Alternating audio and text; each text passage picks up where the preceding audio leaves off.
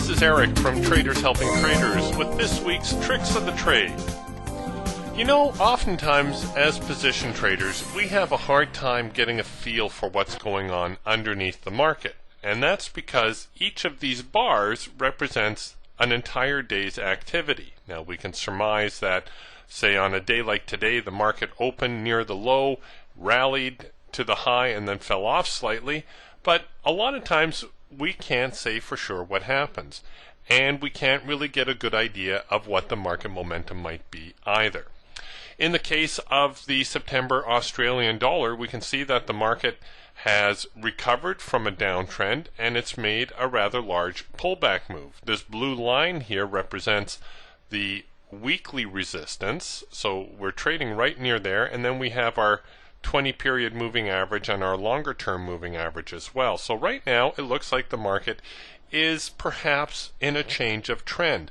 But how can we tell whether it's feasible to look at buying the market above this area of resistance? You can see that last week the market formed over the last 3 days resistance around this 830 to 840 region.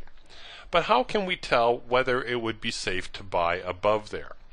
For that information, I usually go to an intraday chart. Now, unfortunately, Gecko Charts does not have intraday information at this point in time.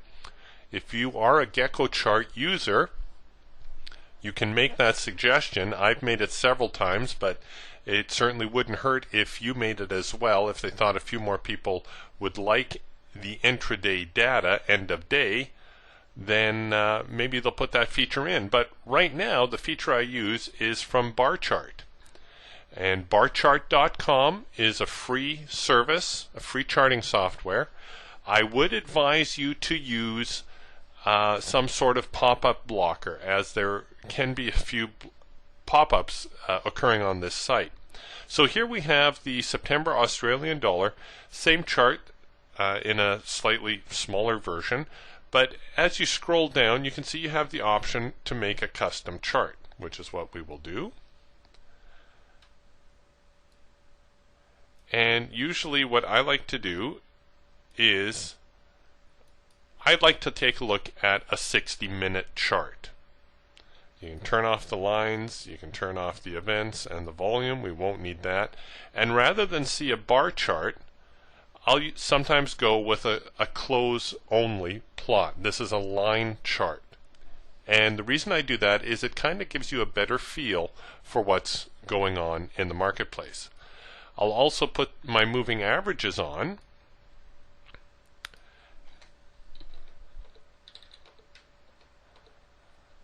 And draw the chart.